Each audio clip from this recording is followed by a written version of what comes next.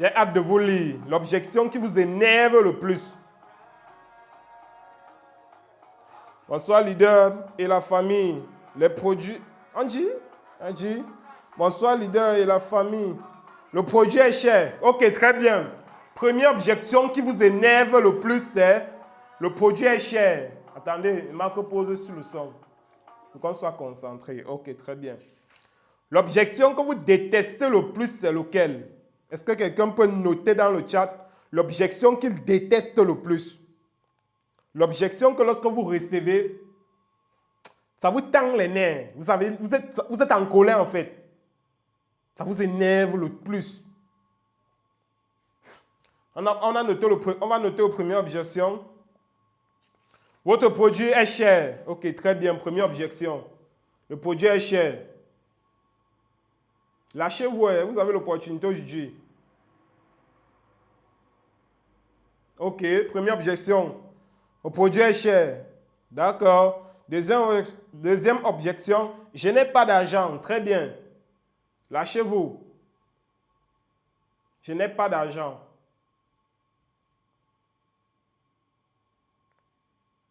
Je n'ai pas d'argent. Quoi d'autre? Vous avez encore quoi d'autre comme objection? Qu'avez-vous d'autre comme objection? Ok. J'ai déjà pris les produits similaires mais sans résultat. Très bien. Je n'ai pas de résultat. Manque de résultat.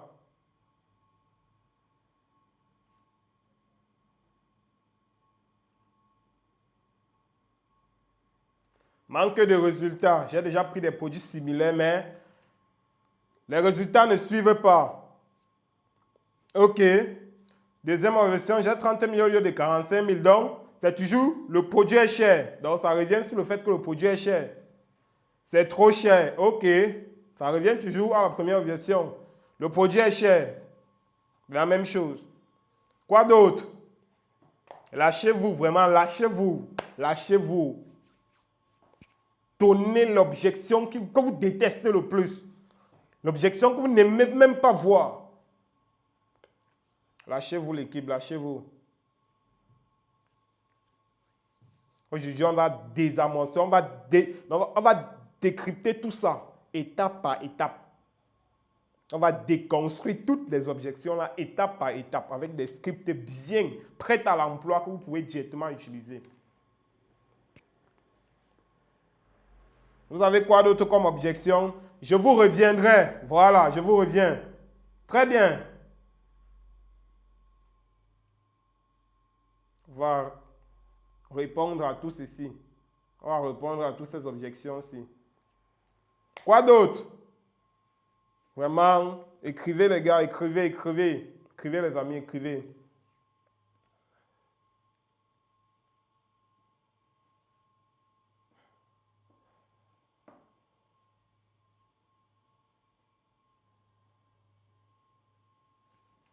Écrivez dans le chat.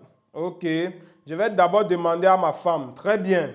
Ça revient toujours à je vais réfléchir. Donc, ça entre toujours à je vais réfléchir. Je vais d'abord demander à ma femme. C'est toujours une objection qui entre dans je vais réfléchir. Bon. Ok. Je vous reviendrai. Oui.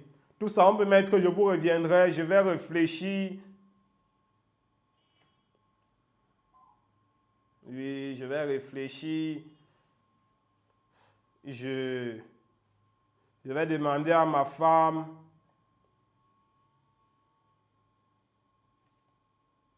Je vais demander à ma femme ou bien à mon conjoint.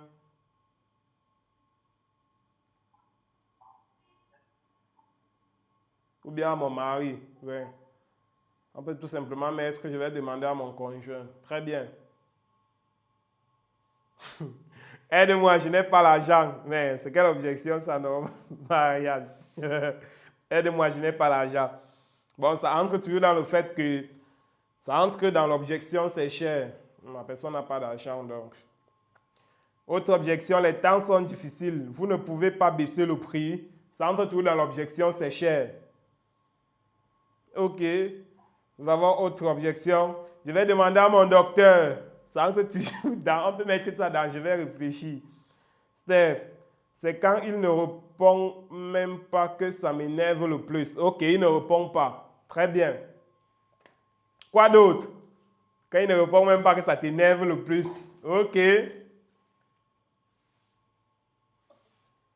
Quoi d'autre comme objection? Vous rencontrez quoi comme difficulté dans le closing? Quelles sont les objections que vous rencontrez dans le closing?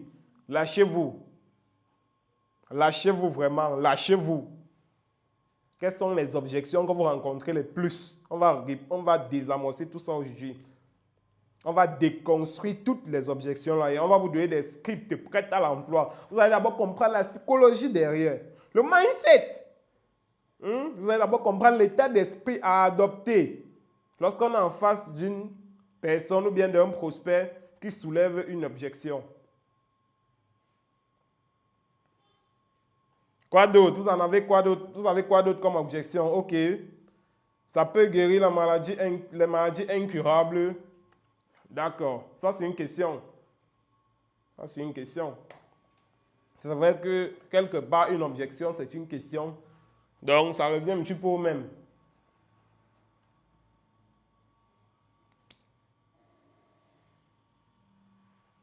Vous en avez quoi d'autre comme objection? On peut signer un contrat au cas où je guéris ou pas. Ça, c'est faux, hein? Ok. Signer un contrat au cas où la personne guérit ou pas. Mais ça relève de l'expérience, ça. C'est fort, hein? Allons seulement. Prochaine objection. Non, celui qui dit que Urich exagère là, non, il n'exagère pas, c'est la réalité. Ce qu'on vit sur le terrain. Et ce qu'on vit sur le terrain. Il y a des prospects qui vont vous demander de signer un contrat. Au cas où il ne guérit pas, vous lui remboursez son argent. On va voir comment répondre à tout ça aujourd'hui.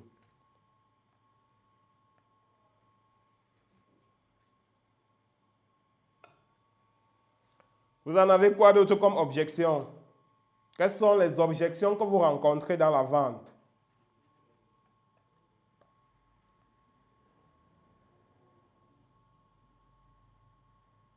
Quelles sont les objections que vous rencontrez dans la vente? Mettez tout ça dans le chat, écrivez simplement.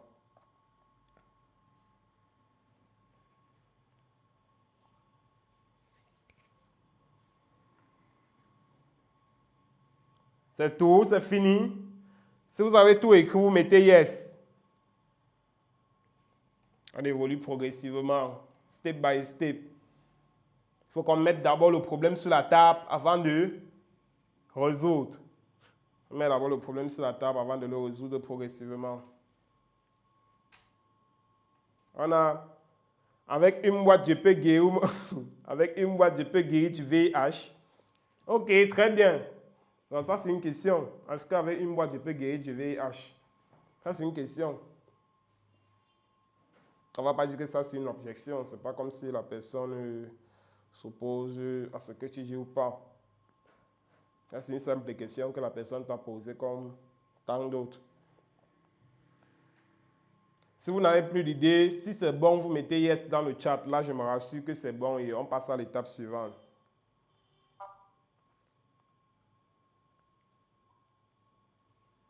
Si c'est bon, vous mettez yes dans le chat, l'équipe. Si c'est bon, on met yes dans le chat.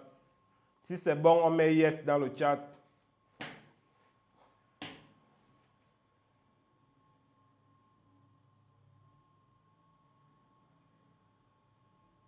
Ok. Demande de garantie. Si la personne ne guérit pas, donc, demande de garantie.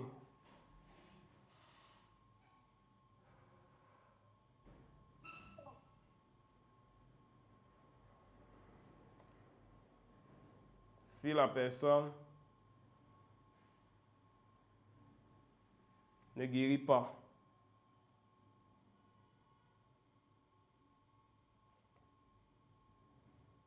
Demande de garantie si la personne ne guérit pas. Très bien.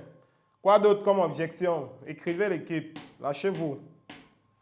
Lâchez-vous, c'est le moment ou jamais. Lâchez-vous.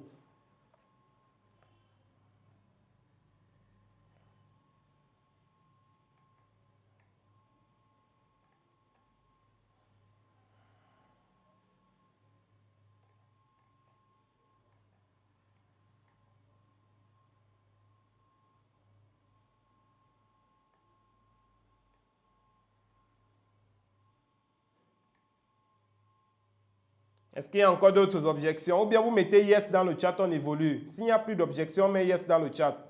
Moi, je pense que nous avons déjà fait le tour. Mettez yes dans le chat si c'est bon. Ou bien vous êtes encore en train d'écrire.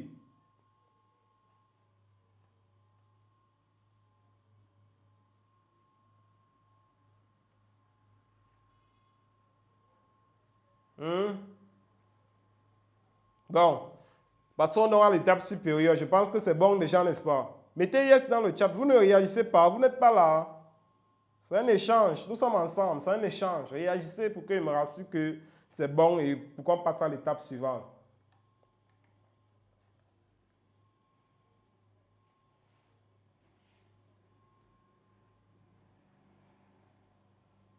D'accord, très bien. Bon, déjà, merci pour votre participation. On va commencer par clarifier les choses point par point. D'accord? On va commencer par clarifier les choses point par point pour qu'on ne se perde pas et pour que nous allons dans la même lancée. On va clarifier les choses point par point. La première des choses qu'on va commencer par démystifier ici, là, c'est le mot objection. On va d'abord commencer par bien comprendre ce que signifie une objection. Selon vous, c'est un échange, hein? C'est pas que c'est un échange. Selon vous, qu'entendez-vous par objection? Quand vous suivez objection, ça veut dire quoi selon vous? Que signifie objection selon vous? Parce qu'on ne peut pas bien résoudre un problème dont on ne comprend pas, dont on ne connaît même pas la cause, dont on ne connaît même pas ce que ça signifie. Selon vous, que signifie objection? Généralement, dans les tribunaux, vous allez voir des avocats dire objection votre honneur. Objection votre honneur. On va dire objection rejetée. On va dire objection acceptée. Que signifie objection? Que signifie une objection?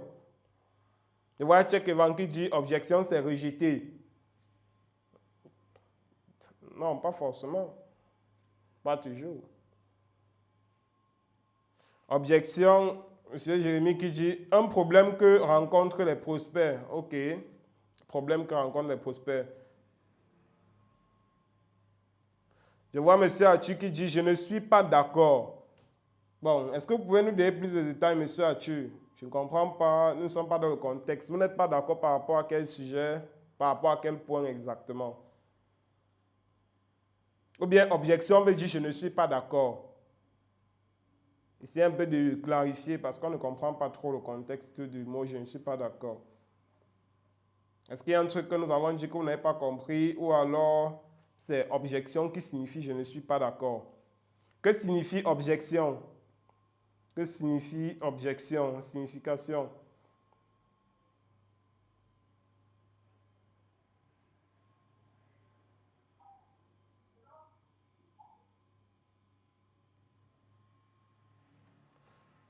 Et l'équipe. Nous avons 2 ou 3 personnes qui ont donné leur avis. Ok. Objection pour moi, c'est je ne suis pas d'accord. Très bien. Ok, super. Bien. Je vais résumer ce que vous avez dit en quelques mots. Je vais résumer ce que vous avez bien dit. Vous étiez... Ok, nous avons d'autres réponses là qui arrivent. Une objection est un... Bon, je suppose qu'il voulait dire une objection est une préoccupation qu'a le prospect. Ok, très bien. Je vais essayer de résumer rapidement en quelques mots ce que vous avez si bien dit. Bien, nous avons toujours les réponses qui arrivent. Je vais lire une objection. C'est un désaccord lorsqu'une préoccupation n'arrange pas quelqu'un. D'accord, très bien. C'est un désaccord lorsqu'une préoccupation n'arrange pas quelqu'un. D'accord, très bien. Je vais essayer de résumer ce que vous avez si bien dit. Je vais essayer de résumer ce que vous avez bien dit pour me rassurer que... Oui, je vais essayer de résumer ce que vous avez bien dit. Une objection, c'est tout simplement quoi? Quand un prospect soulève une objection, En fait, il est en train de demander une explication beaucoup plus approfondie. Contrairement à ce que la plupart des personnes pensent, une objection ne signifie pas non. Quand un prospect te dit que ton produit est cher, il n'est pas en train de dire qu'il ne veut pas ton produit. Quand un prospect te dit que je vais réfléchir, il n'est pas en train de dire non à ton produit. Forcément, bon, ça peut arriver, il faut nuancer, ça peut arriver que par moment, un prospect te dit je vais réfléchir. Mais dans sa tête, il n'est pas intéressé par ton produit. Ou bien dans sa tête, il a déjà pris la décision qu'il ne va pas acheter ton produit. Maintenant, il te dit juste que je vais réfléchir pour paraître gentil, en fait. Pour ne pas être désagréable à vos yeux. Donc, il va te dire, je vais réfléchir juste pour que tu prennes ça bien, en fait. Mais en gros, dans sa tête, il a pris la décision qu'il ne va pas acheter ton produit. Donc, le mot objection, c'est une demande d'information ou un signe ou un signal d'intérêt qu'a un prospect vis-à-vis d'un produit ou bien d'un service. Une objection, c'est une demande d'information supplémentaire qu'a un prospect ou bien une personne vis-à-vis d'un produit ou bien d'un service. Je ne sais pas si on se comprend. À chaque fois que vous êtes en face d'une objection, vous devez comprendre que le prospect est en train de demander plus d'informations vis-à-vis de votre produit ou bien de votre service. Ne prenez jamais une objection comme une affirmation de non. Ne considérez jamais une objection comme un non. L'objection ne veut pas dire non. Je ne sais pas si on se comprend. Une objection ne veut pas dire non à votre produit ou bien à votre service, non. Il n'est pas en train de dire non. Il est juste en train de demander plus d'explications, plus d'informations. Il souhaite être mieux renseigné par rapport à votre produit ou bien par rapport à votre service. Est-ce que vous êtes en train de noter ça? J'espère que vous avez vos blocs-notes et vos stylos. Vous avez vos blocs-notes et vos stylos. Vous mettez yes. Est-ce que vous avez bloc-notes? Parce que moi-même, voilà. Est-ce que vous avez vos bloc-notes et vos stylos? J'espère que vous êtes en train de noter. Une objection ne signifie pas non à un produit ou bien un service. Une objection signifie que le prospect a besoin de plus d'informations, il a besoin de plus de détails par rapport à votre produit ou bien par rapport à votre service. Il faut que vous compreniez bien ça. Si le prospect n'est pas intéressé par votre produit ou bien par votre service, il ne discute pas avec vous. Il faut que vous compreniez déjà ça. Un prospect qui n'est pas intéressé ne discute pas. Donc, je vais répondre à la préoccupation que Steve a dit tout à l'heure, là, que sa plus grosse préoccupation, ce qui déteste le plus chez un prospect, c'est lorsque le prospect ne réagit pas, lorsque le prospect ne répond pas. En fait, si ton prospect ne répond pas, s'il ne réagit pas, sache qu'il n'est pas intéressé par ton produit. Point final. Ce n'est pas une objection là-bas. C'est un petit peu comme si tu marchais en route, tu vois quelqu'un qui a installé sa marchandise, tu regardes, soit toi, ça ne te dit rien. Mais la personne court derrière toi que, voilà, ça achète, achète, achète. Tu n'es pas intéressé, tu t'en fous. Tu ne cherches même pas à poser des questions du genre, c'est combien? Il te donne le prix avant que tu dises que c'est cher, ou bien tu commences à lui dire que je vais réfléchir. Toi, tu ne veux même pas t'intéresser à ça parce que ça ne te dit rien. Je ne sais pas si on se comprend. Donc, lorsqu'un prospect n'est pas intéressé par votre produit ou bien par votre service, il ne cherche même pas à discuter avec vous. Il s'en fout de vous. Il s'en fout de vous. Il n'est pas intéressé. Il s'en fout de vous. Il montre en fait, il n'a pas d'intérêt vis-à-vis de vous. Il ne cherche même pas à vous répondre. Il ne cherche même pas à négocier le prix. Il ne cherche même pas à vous embrouiller en vous disant que je vais réfléchir, je vais. Non, il s'en fout de vous. Donc, si vous avez dorénavant des personnes qui ne manifestent pas un intérêt vis-à-vis de votre produit ou bien de votre service, il n'est pas intéressé. Ce n'est pas une objection. Laissez-le tranquille. Laissez-le tranquille. Point final. Maintenant, c'est lorsque le prospect Vous dites par exemple que votre produit est cher, je vais réfléchir, je n'ai pas d'argent, et tout ça, et tout ça. Là, c'est une demande d'information. Il a besoin d'avoir plus de détails par rapport à le produit ou bien par rapport au service. Je ne sais pas si on se comprend.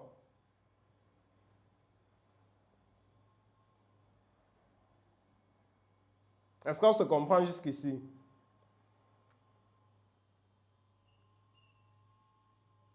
Est-ce qu'on a compris le premier point en ce qui concerne la définition de l'objection? C'est bon?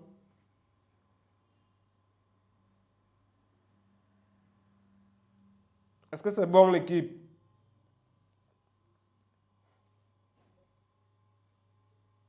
D'accord, très bien. Très bien. Maintenant, vous devez savoir une chose également. Lorsque vous êtes en closing ou bien lorsque vous êtes en face d'une objection, votre objectif n'est pas de gagner avec l'argumentaire. Vous devez comprendre quelque chose. Lorsque vous êtes en face d'une objection, votre objectif n'est pas de gagner l'argumentaire. Il n'est pas question que vous démontrez à votre prospect que vous argumentez plus que tout le monde entier. Non, le prospect n'a pas besoin de tout ça. Ce que vous êtes en train de chercher chez votre prospect, c'est tout simplement sa confiance. Vous cherchez à gagner sa confiance. Parce qu'une personne n'achète que lorsqu'il a confiance. Tant qu'il n'a pas confiance en vous, il n'a pas confiance en votre produit, il n'a pas confiance au fait que votre produit va véritablement résoudre son problème. Tout ce que vous allez dire ne va servir absolument à rien. Donc, il n'est pas question de gagner l'argumentaire en matière d'objection, non. Il est question de mettre le prospect en confiance. Il est question de rassurer le prospect. Il est question de faire en sorte que le prospect soit dans une zone de confiance pour pouvoir passer à l'acte d'achat. Tant qu'il n'est pas rassuré, tant qu'il n'est pas confiant, il aura du mal à passer à l'acte d'achat. Et c'est un problème. Donc l'objectif en closing, l'objectif lorsque vous répondez aux objections, ou bien lorsque vous gérez les objections, c'est de tout simplement mettre le prospect en confiance. Et lorsque le prospect est en confiance, il passe simplement à l'acte d'achat. Vous n'aurez même pas besoin de forcer, vous n'aurez même pas besoin d'insister, vous n'aurez pas besoin de trop travailler. Non. Dès qu'il est convaincu, dès qu'il est rassuré, dès qu'il est confiant, il passe rapidement à l'acte d'achat. Maintenant, je vais vous donner une méthode. La méthode pour répondre aux objections, une méthode en 4 étapes. Est-ce qu'on est ensemble? Une méthode universelle qui s'adapte à toute objection. Et vous allez comprendre quelque chose de très simple ici. Ici, il n'est pas question de... Déjà, vous devez savoir quelque chose. Les objections, il en existe des tonnes. OK? Les objections, il en existe des tonnes d'objections au monde. On ne peut même pas lister toutes les objections qui existent. On ne peut pas lister tout. Parce qu'en fait, si on regarde bien, toute question est une objection. C'est pour ça que vous allez voir une objection, en réalité, c'est une question. Et prenez toujours ça comme une question. À chaque fois qu'un prospect soulève une objection, transformez ça en question. On va prendre l'exemple, avant que je ne vous donne la méthode. La méthode, c'est tout simplement la méthode...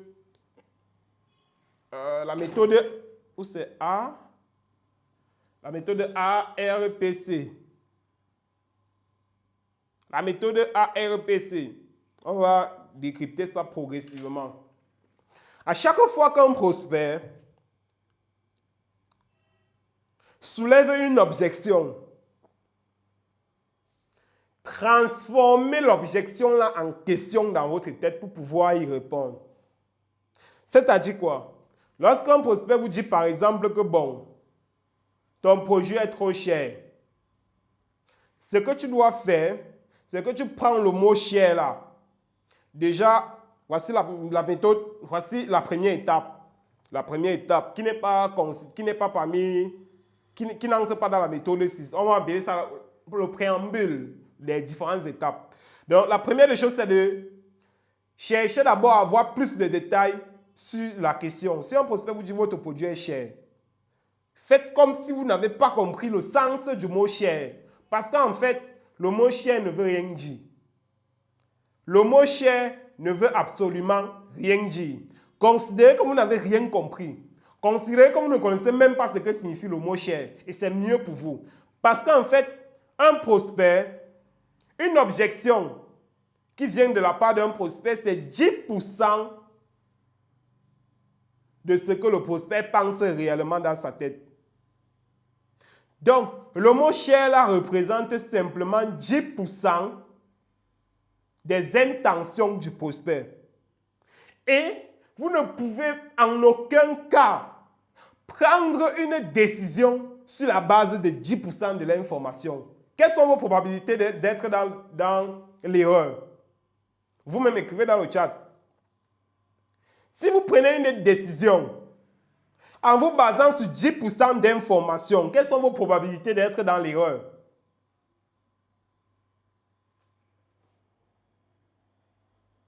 Aussi simple que cela. Vous avez 90% de probabilité d'être dans l'erreur, d'être dans le tort.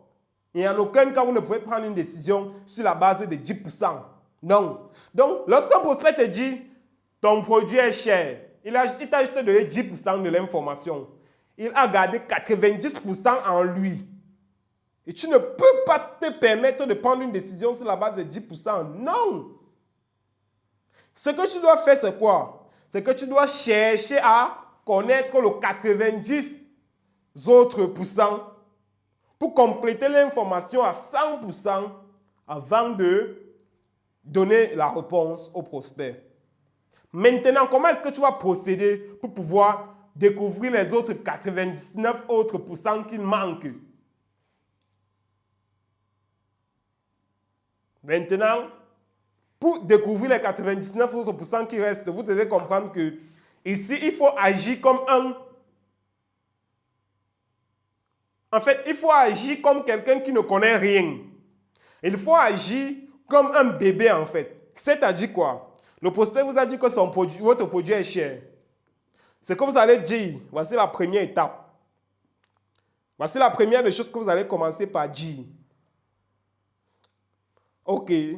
Vous allez lui dire, bon, imaginons que c'est une dame qui est en face de nous. Vous allez lui dire, bon, imaginons que nous sommes au téléphone ou bien la personne est en face de moi. Bon, considère que la personne est peut-être au téléphone. Je vais lui dire, bon, madame, là, quand vous dites que le produit est cher, là, qu'est-ce que vous voulez dire exactement? Parce que là, je ne suis pas sûr d'avoir bien compris ce que vous êtes en train de me dire. Là, ou bien, vous pouvez lui dire, bon, madame, voici une approche que vous pouvez simplement utiliser. Et c'est quelque chose que moi, j'utilise régulièrement.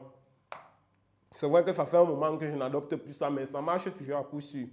Ce que je fais généralement, c'est quoi? C'est que je lui dis, madame, bon, c'est vrai que ça fait déjà environ 2 semaines que la plupart des personnes avec qui je dialogue au téléphone par rapport à nos produits me disent que le produit est cher. Bon, j'ai oublié de demander à ces autres personnes-là de me donner plus de détails lorsqu'elles me disaient que le produit est cher. Bon, excusez-moi, madame, quand vous dites que le produit est cher, là, s'il vous plaît, qu'est-ce que vous voulez dire exactement? Parce que là, je ne suis pas sûr de bien comprendre le mot cher. Et forcément, quand vous dites ça, la personne va vous donner plus de détails. Ça, c'est le premier point.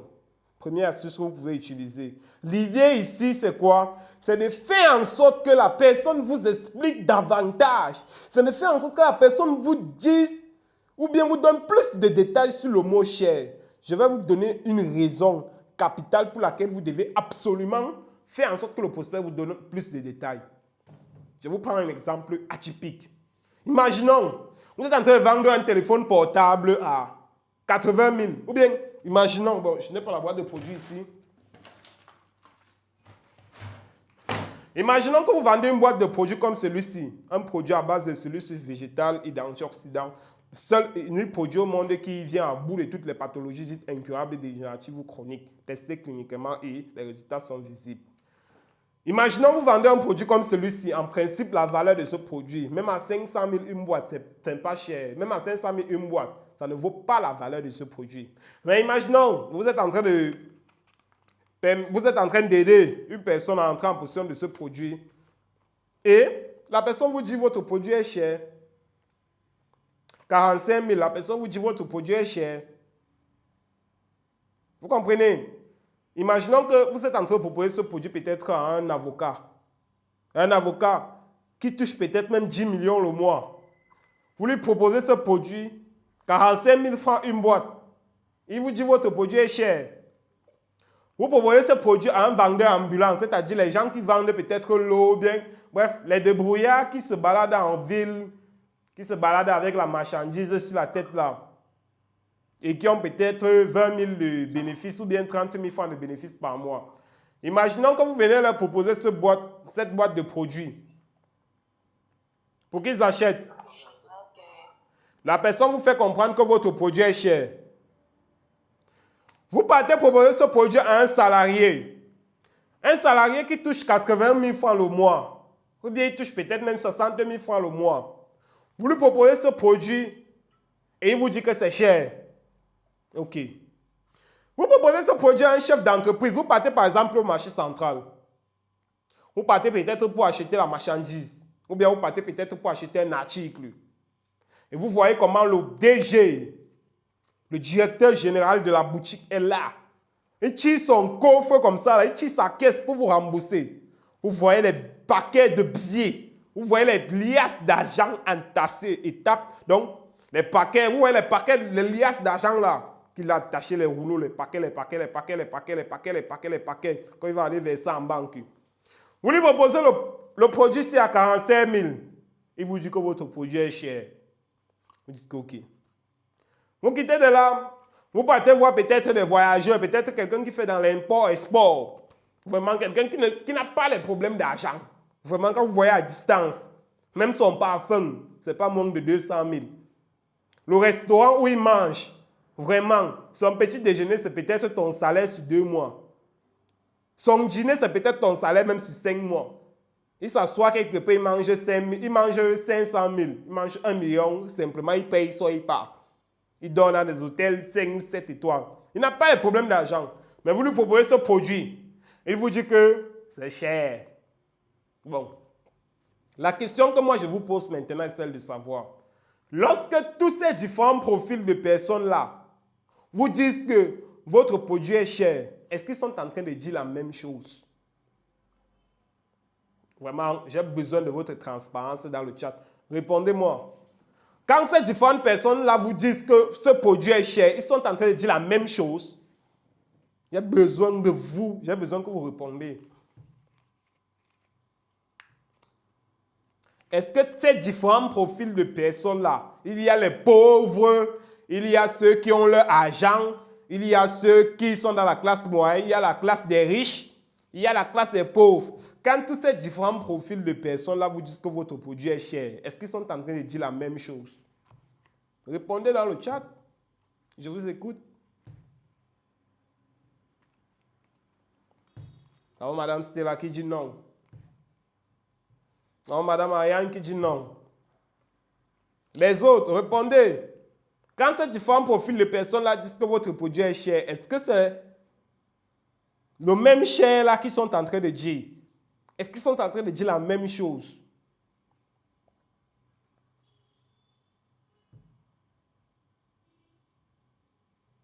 Si vous êtes d'accord avec moi qu'ils ne sont pas en train de dire la même chose, vous mettez 1 dans le chat ou bien yes dans le chat. Si vous êtes d'accord avec moi qu'ils ne sont pas en train de dire la même chose, vous mettez yes dans le chat. Si vous êtes d'accord avec moi qu'ils ne sont pas du tout en train de dire la même chose, vous mettez yes dans le chat. Très bien. Étant donné que vous mettez yes, ça veut dire que vous êtes d'accord avec moi. Maintenant, la question que moi je vais vous poser maintenant est celle de savoir. Si nous sommes d'accord que toutes ces personnes-là ne sont pas en train de dire la même chose, comment est-ce que vous pouvez donc avoir un même discours pour répondre à toutes les objections? C'est la question que moi je vous pose. Alors, il va basculer le téléphone parce que l'autre ici est en train de vouloir s'éteindre. Un instant, je bascule rapidement sur un autre téléphone pour mettre celui-ci en charge. Il bascule rapidement. La question que je vous pose est celle de savoir comment vous faites donc pour répondre à tous ces différents profils de personnes-là de la même manière à cette objection-là, alors que vous venez de dire là qu'ils ne sont pas en train de dire la même chose.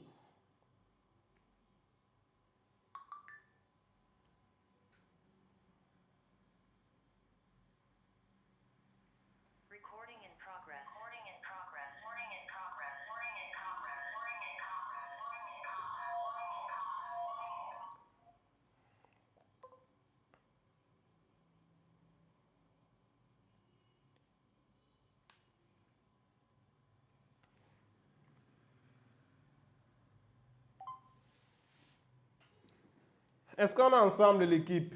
Je viens de basculer sur l'autre téléphone. Est-ce qu'on est ensemble?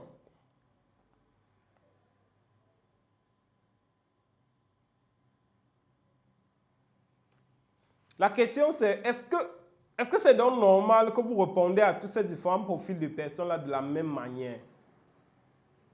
Alors qu'ils ne sont pas en train de dire la même chose. Ce n'est pas normal, n'est-ce pas? C'est la raison fondamentale pour laquelle vous devez absolument connaître le 90% restant. Selon vous, si eux tous ils ont le même discours, c'est cher, c'est cher, c'est cher, à vue d'œil, ou bien au début, ou bien le premier abord, le mot c'est cher là, vous ne pouvez pas savoir exactement ce que chacun d'eux est en train de dire. Si vous ne cherchez pas à creuser, si vous ne cherchez pas à aller, ou si vous ne cherchez pas à avoir plus de détails, vous ne saurez pas exactement ce que l'un est en train de dire, ce que l'autre est en train de dire. Mais eux tous, ils ont le même mot, c'est cher. Mais si on regarde bien au fond, ils ne sont pas en train de dire la même chose. Maintenant, si vous voulez simplement vous baser sur le 10% là, pour répondre à plus de 80%, à plus de 90%, vous êtes dans l'erreur. Et ce n'est pas bon du tout. C'est la raison pour laquelle vous devez toujours d'abord chercher à avoir plus de détails. Ça, c'est la première des choses. Gardez ça en tête. Gardez vraiment, vraiment ça en tête. Gardez ça en tête.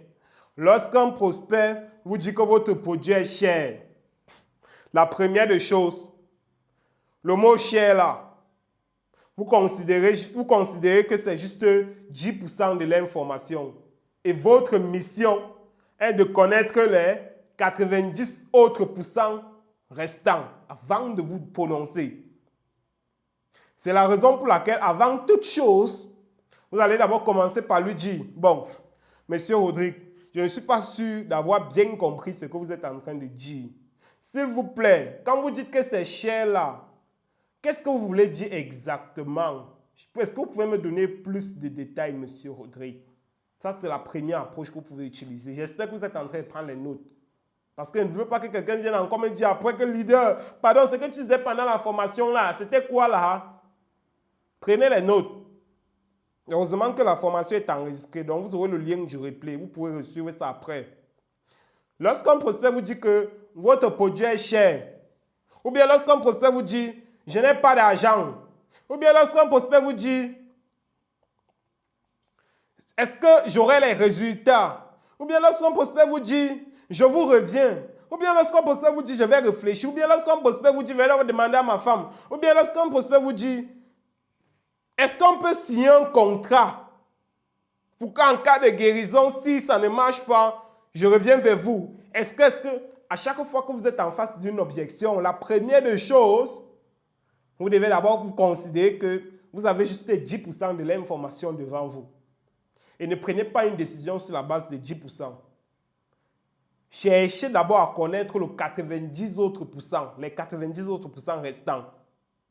C'est la raison pour laquelle vous allez lui poser la question, monsieur Rodrigue, je ne suis pas sûr de bien comprendre ce que vous êtes en train de me dire.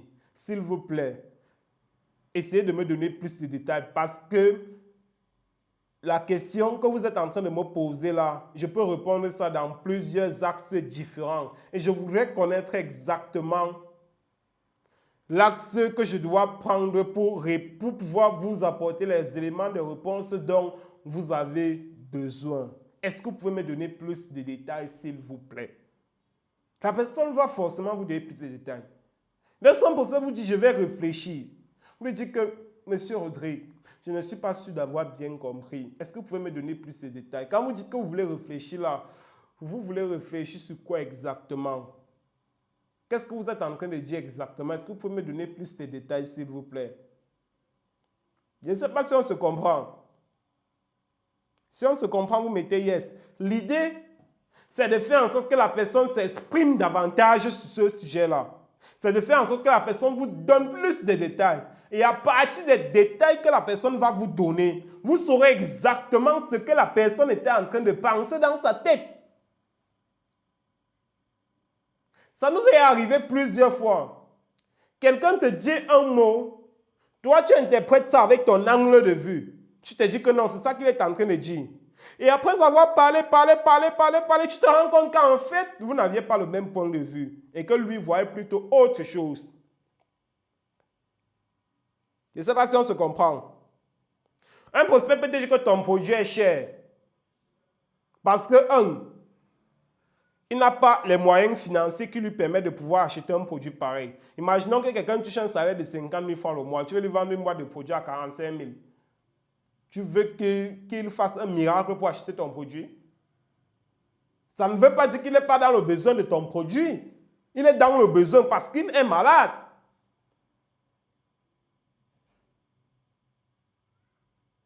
Mais cependant, ses moyens financiers, même s'il emprunte une dizaine, il ne pourra pas prendre le produit là. Vous comprenez un peu? Donc là, ça vous permet de comprendre directement que la personne qui est en face de vous n'est pas votre client cible. La personne qui est en face de vous n'est pas votre potentiel client. Maintenant, quand vous constatez donc que la personne qui est en face de vous n'est pas votre potentiel client, vous le grillez directement de la carte. Vous le mettez simplement de côté. Vous vous focalisez sur d'autres personnes. Maintenant, si la personne vous fait comprendre que, bon, Monsieur Rodrigue, pour un produit de 45 000, je pense que les détails que vous m'avez donnés là ne sont pas suffisants. Ou bien, j'ai besoin de plus d'informations, j'ai besoin que vous m'expliquiez davantage, j'ai besoin que vous me donnez plus de détails, j'ai besoin que vous me montrez des témoignages, j'ai besoin que... Là, vous comprenez que la personne qui est en face de vous, c'est un potentiel client. Mais cependant, il n'a pas suffisamment d'informations pour pouvoir prendre une décision. Et là maintenant, vous pouvez lui dire, bon, Monsieur Rodrigue, ok, sur une échelle de 1 à 10, 1 signifiant que vous n'êtes pas du tout intéressé, ou bien et 10 signifiant que vous êtes prêt à passer à l'acte d'achat maintenant. Sur quelle échelle vous positionnez-vous? Si vous dites par exemple que bon, je suis à 5, vous lui dites que bon, Monsieur Rodrigue, vous avez besoin de quoi d'autre comme information pour pouvoir monter à 10. En fait, vous devez exactement savoir si la personne qui est en face de vous a le pouvoir d'achat de votre produit, mais qu'il lui manque simplement certaines informations, ou alors la personne qui est en face de vous n'est pas votre type de client, n'est pas votre avatar client, et que même si vous montez, vous descendez, vous ne pouvez pas, il ne peut pas acheter le produit. En fait, c'est en demandant plus de détails ici que vous allez mieux comprendre cela. Parce qu'en fait, en demandant plus de détails, le prospect qui n'est pas votre client là, il va vous dire, Monsieur Rodrigue, je te dis que ton produit là est trop cher, mon frère. J'ai dû 50 000 francs le mois. Je vais faire comment pour acheter un produit comme ça? Vous ne pouvez pas penser au Camerounais moyen? Vraiment, donne-moi ça gratuitement ou bien vraiment réduire le prix. Je pensais que c'était même 10 000 ou 15 000. Là, je vois comment il peut me couper sur mon salaire de 50 000 là, je paye d'abord. Mais quand tu me dis 45 000 là, je te donne 45 000 pour vivre avec 5 000 au mois. Non, vraiment, mon barème, c'est 20 000 peut-être. Vous voyez un peu? Là, c'est différent. Là, vous classez directement la personne d'un côté. Vous comprenez directement que bon, ça, ce n'est pas mon client. Il faut déjà savoir qu'un produit n'est pas fait pour vendre à tout le monde. Il n'y a pas un produit qui est fait pour tout le monde. Les gens qui disent que non, mon client cible, c'est tout le monde là, c'est un non-sens. Sur 10%, sur 100 personnes qui vont vous contacter, au trop 10% vont acheter votre produit. Au trop 10. Peut-être 20% seront dans la niche de vos clients cibles, mais les 80 autres pourcents seront juste des touristes. Ce seront juste des personnes qui sont là juste pour visiter les touristes. Les gens qui sont là en train de se balader, ils ne savent même pas où est-ce qu'ils sont en train de partir. Donc, ce sont les touristes en fait. Ce sont les touristes tout simplement. Donc, vous devez bien comprendre. Est-ce qu'on a bien compris le premier point ou bien le préambule qui est d'abord de chercher à compléter les 90 autres pourcents d'informations avant de se prononcer. Avant même d'ouvrir la bouche pour dire je dois faire comme, vous allez faire comme ça ou bien il faut faire X, Y, Z. Vous devez d'abord demander plus de détails. Monsieur Rodrigue, est-ce que vous pouvez me donner plus de détails s'il vous plaît? Et vous faites en sorte qu'il quitte de 10% à 100% d'informations. Dans le 10% là, dans le 90 autres pourcents là, il va sûrement vous dire voici exactement ce que je suis en train de dire. Voici exactement ce que je suis en train de dire. Voici exactement ce que je suis en train de dire. Et lorsque vous savez maintenant exactement ce que le prospect est en train de dire, c'est bon. Maintenant, il est question donc de répondre à l'objection. Si c'est vrai que le produit est vraiment cher, si tu dis que votre produit est vraiment cher, si vous demandez plus de détails, tu dis que mon frère, ton produit est cher, je ne peux pas. Vous comprenez que là, il n'y a rien à faire pour lui, qu'il se mette un peu de côté, qu'il bouge un peu légèrement de côté. Ou bien vous pouvez encore lui dire ceci. Bon, on entre déjà dans la méthode ARPC, hein, dans la méthode la RPC, qui est la première lettre. La première lettre R signifie amorti ou bien l'empathie. J'espère que vous êtes en train de prendre les notes. La méthode ARPC, c'est une méthode qui est facile à retenir. Et c'est également facile à mémoriser. Et dès que vous avez mémorisé la méthode, même si vous êtes en face de n'importe quelle objection, vous n'allez plus vous casser la tête. Parce que l'idée ici, c'est de maîtriser la méthode, de mémoriser la méthode. Dès que vous avez mémorisé la méthode, vous n'êtes pas obligé de mémoriser toutes les objections. Non, ce n'est pas important. Vous devez juste mémoriser la méthode. Quand vous avez la technique, même si vous êtes en face de n'importe quelle objection, ça passe. La première méthode, la première lettre de cette méthode, c'est la méthode amorti. Amorti, ou bien on peut dire l'empathie. N'est-ce pas? Donc, après avoir fini de clarifier l'objection, vous êtes sûr maintenant de l'objection. Ce que vous allez faire maintenant, c'est que vous allez jouer la carte de l'empathie. Et vous allez retenir quelque chose de fondamental. Il ne faut jamais contredire l'objection. C'est fatal. Ne contredisez jamais l'objection.